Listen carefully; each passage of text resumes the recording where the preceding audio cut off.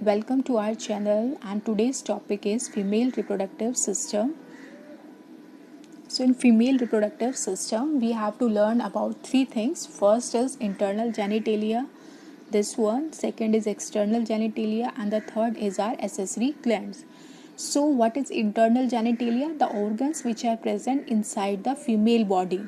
And what is external? The organs which are located outside the female body, that will come under the external genitalia. So in internal genitalia we learn about the ovaries. Second is our fallopian tubes, and they are also called oviduct. And the third is our uterus, and the last one is our vagina. So these will come under the internal genitalia. Next is our external genitalia, and in this we will learn about the vestibule, labia majora, labia minora, clitoris, and mons pubis. And the last part is our accessory glands, and in this we learn about the Bartholin's gland, that is our vestibular gland. Second is our Skene's gland, and the last is our mammary gland. So this is the overview of our female reproductive system. Now we will see in detail what is their structure, location of different parts inside the female body.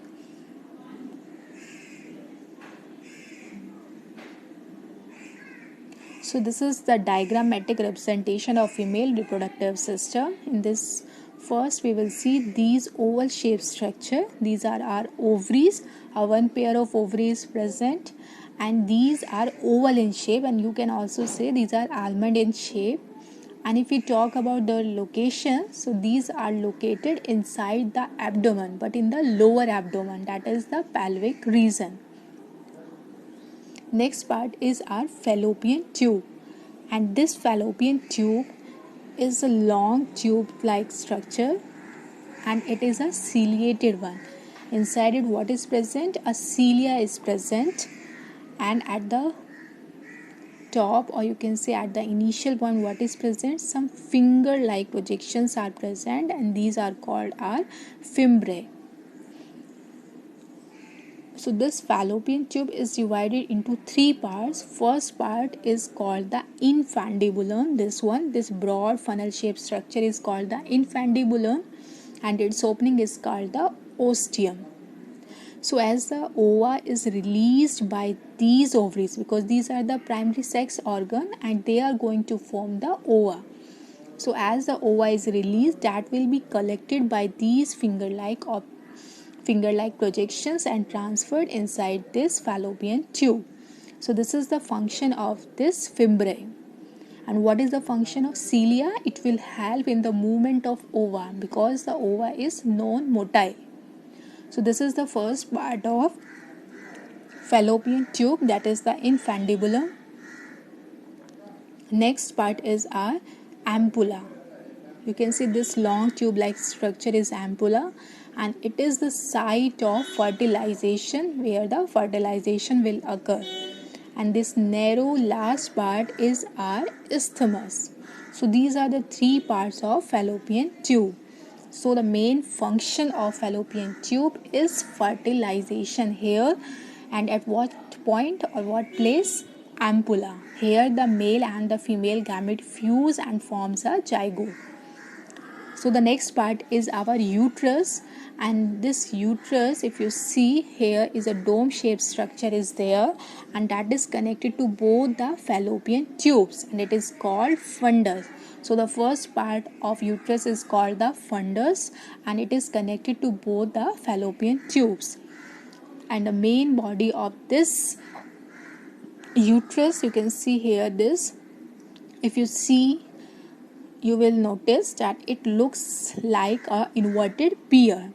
So its shapes resemble an inverted pear, and what is important, that this second part of this uterus is called the body, and it is very important. Why it is important? Because here the zygote, after cleavage or as the division or cleavage start inside it, it will move and come here and attach to this part.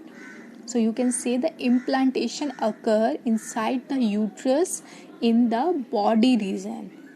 Why we are saying implantation? Because the placenta is going to form, and placenta is what? A connection between the maternal and the fetal tissue, and through this exchange of gases and nutrients occur between the mother and the fetus. So where the implantation occur? In the body region of the uterus. So it is very important where the further development of the child, or you can say the fetus, will occur until it is ready for the parturition. The second part is our body, and the last part is our narrow tube, that is our cervix. And this cervix has two openings, one is internal and one is external. So this internal os opens inside the uterus, and this external os or orifice opens outside into the vagina. And this cervix dilates during the parturition, and it also secretes mucus.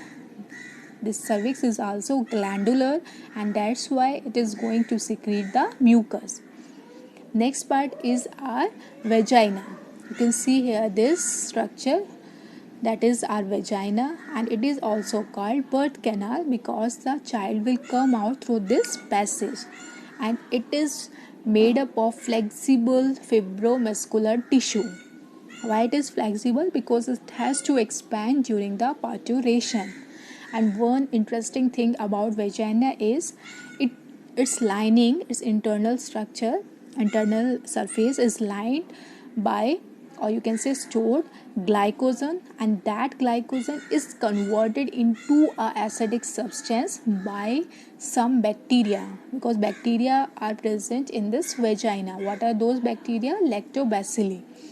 And that is the reason you can say the acidic environment inside vagina is due to this mechanism, because the bacteria convert this glycogen into the acidic substance. That's why the vagina is acidic. And this vagina opens outside through a opening that is called the vaginal opening or vulva. That is a part of external genitalia.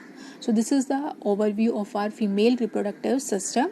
Now what we have to learn about, that there are some supporting structures or ligaments that help these structures to attach to the main body wall and also maintain their position and their shape.